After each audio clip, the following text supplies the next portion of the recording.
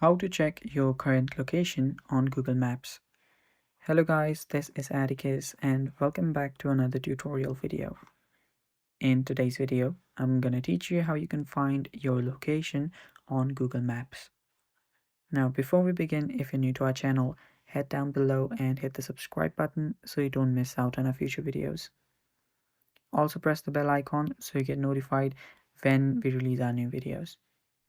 Now let's dive right into it. So first thing is head over to your settings. Let me head back here, and after you're on your settings you can simply head down to your apps, and from here search for Google Maps. So after you find Google Maps, open that up.